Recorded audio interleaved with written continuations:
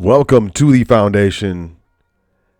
Today, I just want to talk about this hidden secret. It's in front of our faces, but it's really hidden with regards to money. I don't want to take too much of your time, but I do want to share, some knowledge that I've come across throughout my life, throughout my experience, through, studies and business, so on and so forth.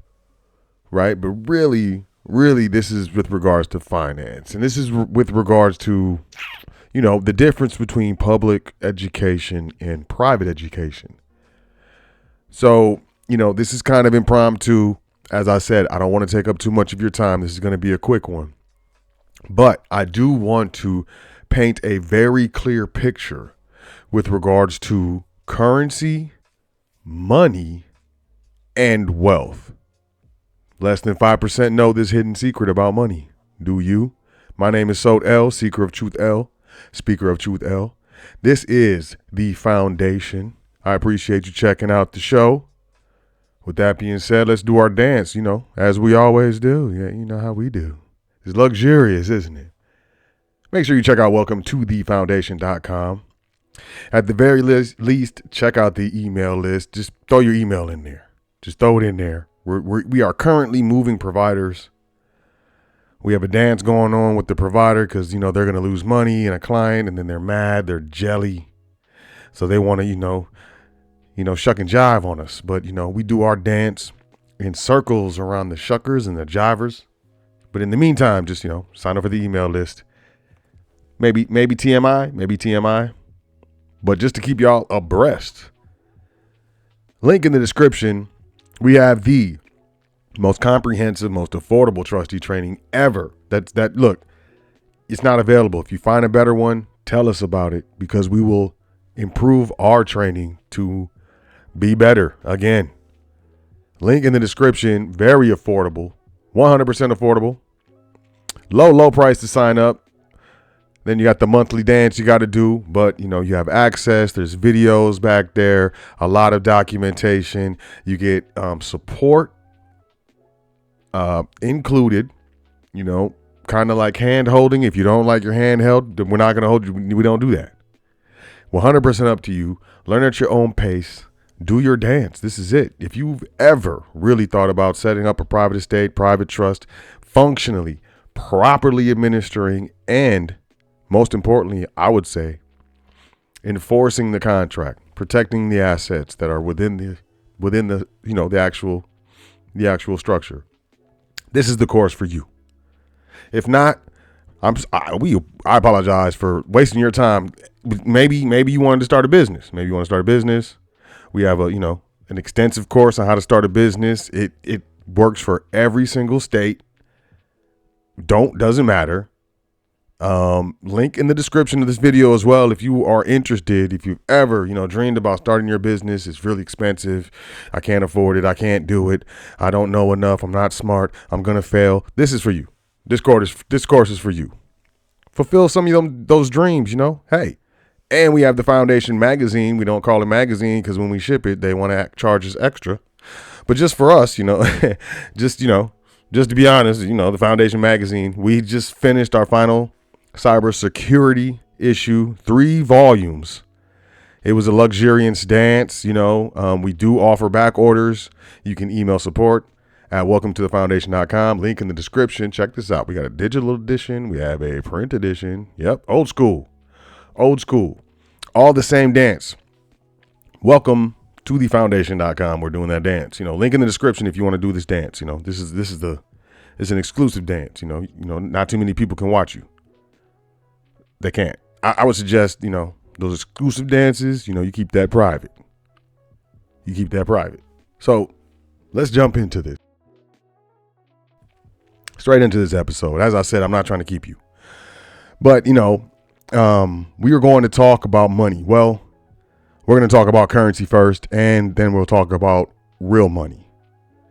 I'm going to throw some stuff at you. It's going to be crazy, but look, as plain as I can say, you've never been paid. According to, the Constitution, only gold and silver will be accepted in payment of debts. And I'm not getting into this. I'm not going to get into this. But that must be understood. Number one. So money versus currency. Let's talk about money. Okay. So let's talk about currency. Currency, basically, fiat currencies is money determined by government. But here, we're jumped into Wikipedia. A currency is a standardization of money in any form, in use or circulation as a medium of exchange. For example, banknotes and coins. A more general definition is that a currency is a system of money in common use within a specific environment over time, especially for people in a nation. Under this definition, the British pound sterling, euros, Japanese yen, and US dollars are examples of government-issued fiat currencies. Currencies may act as a store of value. Yeah, right. And we're going to jump. This is crucial. Currencies may act as a store of value and be traded between nations in foreign exchange markets, which determine the relative values of different currencies. Currencies in this sense are either chosen by users or decreed by governments, and each type has limited boundaries of acceptance, i.e., legal tender laws may require a particular unit of account for payments to government agencies. So, I just want you to know the United States dollar, the pound sterling, euro, Japanese yen, all of these things, they're currencies. They're fiat currencies. So let's do a Wikipedia dance real quick. Fiat currency is a type of currency that is not backed by a precious metal, such as gold and silver. It is typically designated by the issuing government to be legal tender and is authorized by government regulation. Since the end of the Bretton Woods system in 1971, the major currencies in the world are all fiat money. Long story short, Bretton Woods, closed the gold window. Nations were able to exchange dollars for gold and silver. The people were not, but nations could. There was a run on the treasury. Nixon closed the gold window. The rest is history. All currencies are fiat. They are not backed by anything of substance. We'll just say substance. Money. Let's go to money. We're doing our Wikipedia dance. Money is any item or verifiable record that is generally accepted as payment for goods and services and repayment of debts, such as taxes in a particular country or socioeconomic context. The primary functions which distinguish money are 1, a medium of exchange, and a unit of account, a store of value, and sometimes a standard of deferred payment. Deferred payment. And that's what Federal Reserve notes. They're actually deferred payments. They defer and or I would say discharge the obligation to pay because there is no money. But going back to this medium of exchange.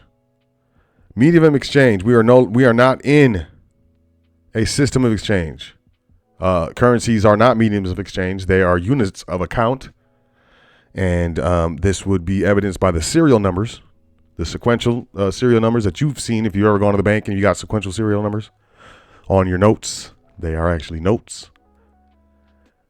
So this is a system of account. We are not in a system of exchange. And that is very, very important to understand. And that is something that I want you to look into on your own. What is the difference between a medium of exchange versus a unit of account? Because I will tell you right now, Federal Reserve notes are units of account. So let's move forward. Inflation. What is inflation? All right. Inflation is a rise in prices. This is Investopedia, and I like to use public sources that are available. So you can't say, hey, Sot, you're using some obscure source that only validates your opinion, and that's all it is some grand opinion. I don't give legal advice. I don't give legal opinions. I don't give financial advice. I can't. What I do share is information for educational and, sometimes entertainment purposes. But, I like to use these public sources. Inflation is a rise in prices, which can be translated as a decline of purchasing power over time. Remember that. Purchasing power over time. And that's the thing about the public. You got to kind of piece this stuff together. And that's what we help you do here at the foundation. Piece these things together. The rate at which purchasing power drops can be reflected in the average price increase of a basket of selected goods and services over time. Basically, you take $100 and you go to the store and you buy as much as you can with that $100 today, right? And then you wait, 5 years, and then you take $100 and you go buy as much as you can at the store, and then you compare those two baskets. I will tell you right now that the basket from today is going to be much larger. You're going to have way more products, from lettuce to tomatoes than you will in 5 years with that same $100. And that right there, my family, is inflation. It is what is known, in certain circles as the silent thief. Who knows? But I will tell you exactly what it is. It is the reduction in the purchasing power of fiat currencies over time. And you say over time, what does that mean? Now, that's not a big deal. It is a big deal. This is why I'm telling you. Now I'm going to go to another official source. This is the Federal Reserve .gov website, Monetary Policy Report. Excuse me. This was the most recent that I could find. That it doesn't matter because they will tell you what their target range is, right? With inflation well above the Federal Open Market Committee's long-run objective and a strong labor market, the committee expects it will soon be appropriate to raise the target range for federal funds rate. Did you know that they were talking about raising the interest rate back in 2022? I don't know. Some people did. Some people didn't. But what I want to point out is this right here. The Federal Open Market Committee's longer-run inflation objective of 2%.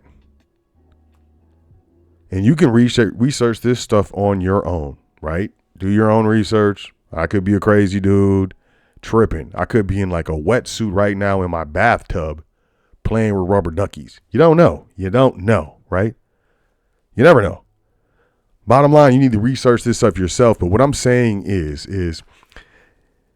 the Federal Reserve, which is the institution that issues the fiat currency for the United States. All right. They have within their objective 2% inflation year over year on inflation. On the currency. So Sot, what does that mean? Okay. So what that means is, let's say you have $100, right? Today. Okay.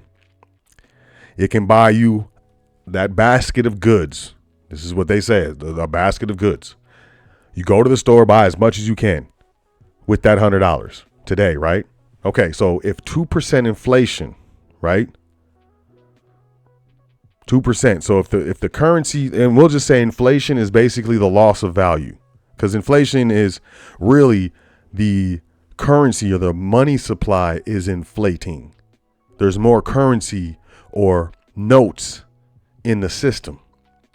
So therefore, due to basic supply and demand dynamics, if there's more dollars chasing the same amount of goods or services, then naturally those prices for those same number of goods and services will increase. That's what happens. Supply and demand, right? So really, inflation is really telling you how much the currency volume is increasing. So really, they're telling you that, hey, we're actually minimum, we are creating 2% more currency every year. What that equates to is 2% inflation on the currency each year. And what that equates to is if you take 5 years, which is 10% inflation, if you go 2 times 5, that's 10%. So 5 years, right? 5 years, just 5 years. Your $100 is now only worth $90. 90. In 5 years, the value of your $100 bill, just based off their basic inflation numbers, what they want to keep the currency at, 2%. Your $100 in 5 years only buys $80 worth of stuff, worth of goods and services. I'm not playing. And it infuriated me when I realized this. And I just remember being taught to save, save, save. Save your money, save, save, save, right? And with this new information, I realized that this is why the wealthy get wealthier and the poor get poorer, because if you listen to what the public tells you and you save, save, save in this instance, you naturally save yourself into poverty. Because the currency, the dollars that you're holding are steadily decreasing in value, decreasing in purchasing power. And that's not to say the current inflation right now, well above 2%. You should look into that.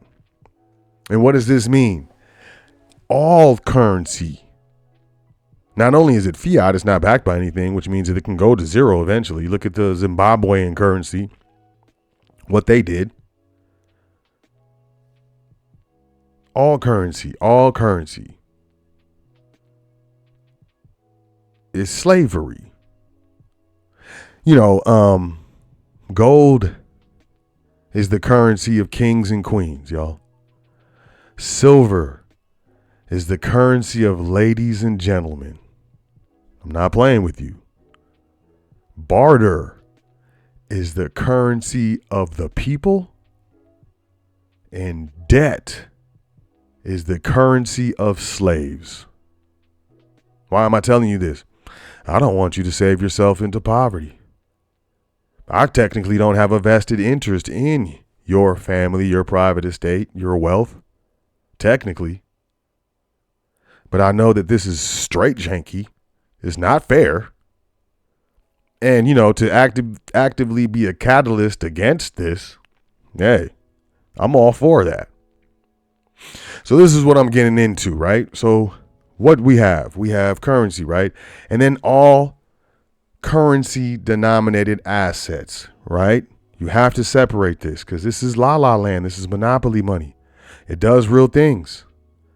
It gives you access to real things, real food, real cars, real leases for your rents, real stuff. It gives, but you got to understand it's steadily losing value, steadily. 100%. So you must separate real money versus, or I would just say money of exchange versus money of account. And it doesn't matter how liquid that money is. I consider real estate money.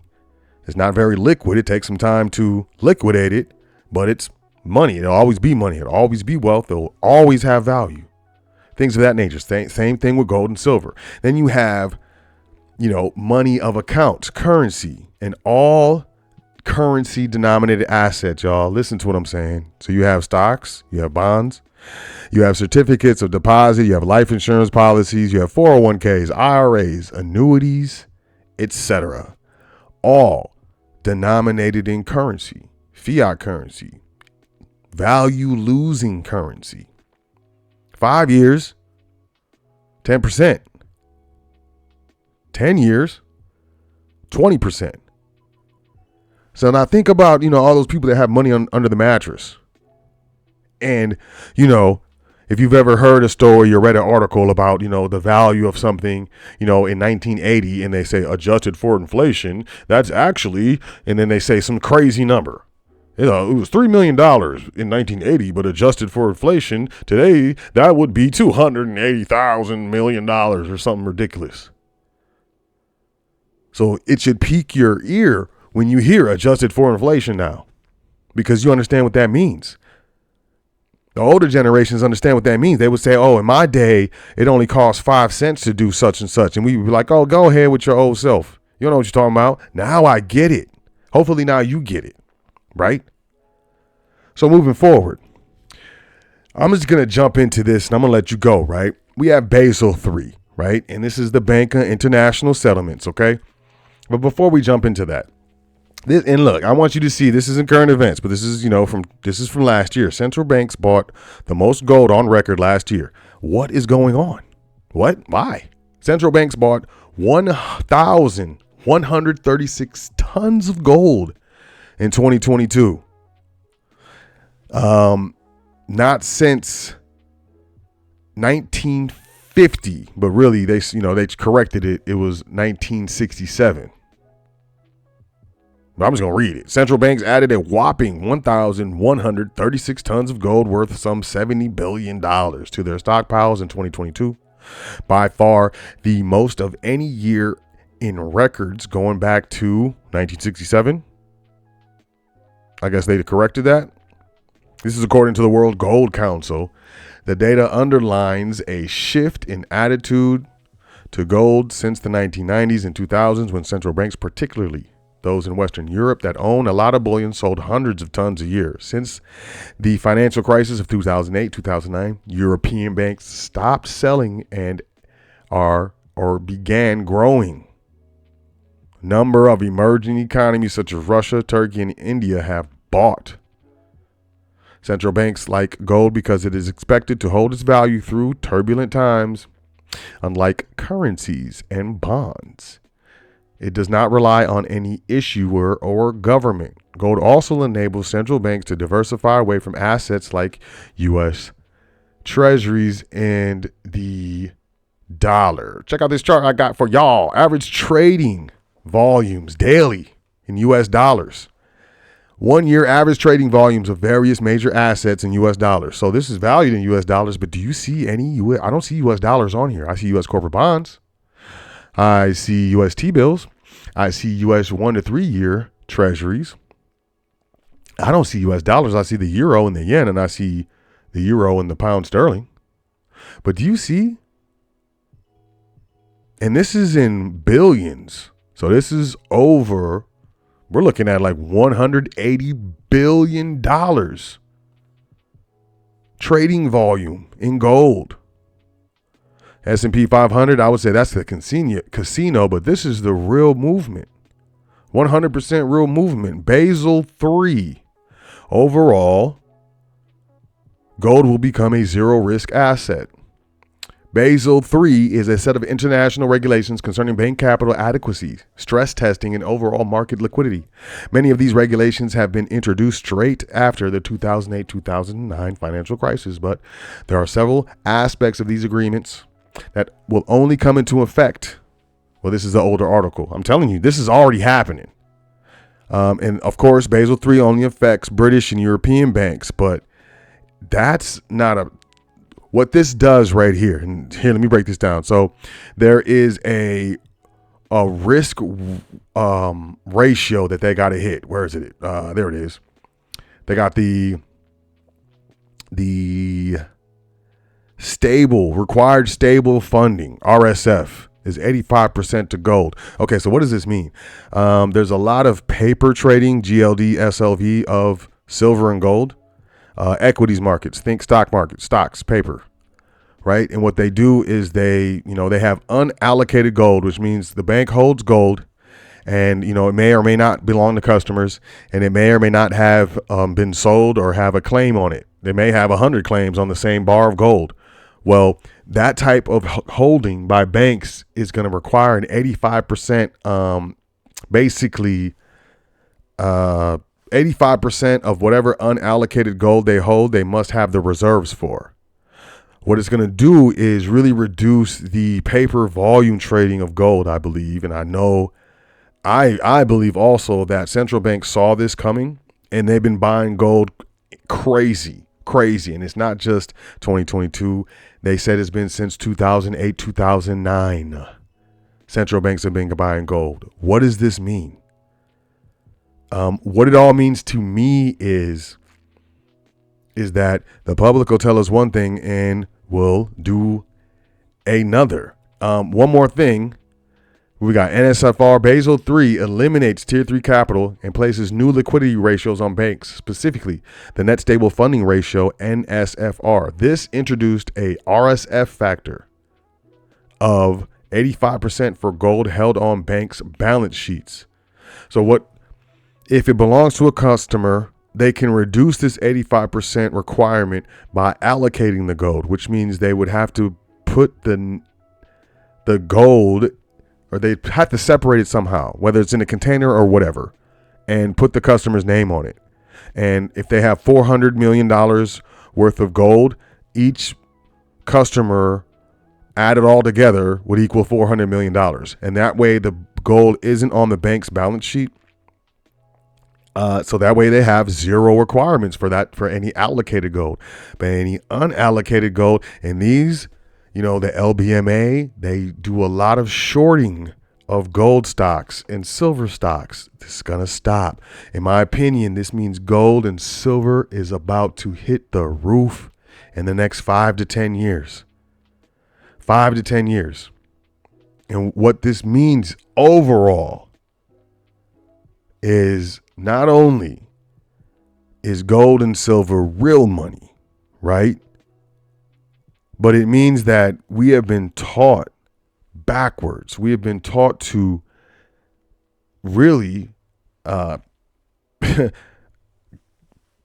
commercially transact as debt slaves. And there's nothing wrong with having a job. There's nothing wrong with getting a check and, having currency. But I'm going to say to you what my mentor said to me when we first met. I don't care how much money you made. How much did you keep? How much wealth have we allocated for ourselves, for our family, for our private family estates, for our multi-generational family, outside of dollar-denominated assets? If you own a home, that's great. If you got a mortgage, you see? And every generation getting a mortgage, that's not cool. We shouldn't be doing that. It's because we don't understand. What is real money? Gold, silver, diamonds, emeralds, pearls, classic cars, some particular arts like, grimoires, things of that nature, things that hold value over time. And in some cases, like classic cards and collectible art and collectible cars, it appreciates in value over time. Gold and silver maintains your purchasing power. There's no inflation on gold and silver. You should never be saving in currency. You should be saving in real money, gold and silver. And people say, well, savings should be allocated. Long-term savings versus short-term savings. You got short-term savings, sure. You got a money market account or whatever. You got long-term savings, man. My estate, my private, we only save intangible assets. That's it. I'm converting these fiat currency notes as fast as I can in my fiduciary capacity with regards to my private estate. It's real wealth versus perceived wealth. Tangible wealth versus intangible wealth. And I think that's what all this boils down to. And, it's really the point that I'm trying to put across. And I hope that you're picking up what I'm putting down. I really do, because this is very important. There's going to come a point in time where gold and silver is going to be unaffordable. And I do believe it's going to be in our lifetimes. And I think it's going to be sooner than that. And, now while you can go down to your local, coin shop, local precious metals dealer, local We Buy Gold spot and actually buy gold and silver, I think you should take advantage of that. And I don't think you should think of it as buying gold and silver. You're really exchanging your energy or value from a medium of account to a medium of exchange into tangible wealth versus intangible wealth, depreciating wealth, inflationary wealth versus stable wealth. There's no counterparty risk with gold, with precious metals. And our older generations knew, but it doesn't matter how much money you made. How much did you keep? And if you are saving in currency, you are saving yourself and your family into poverty. And this is what I wanted to tell you. Less than 5% understand this.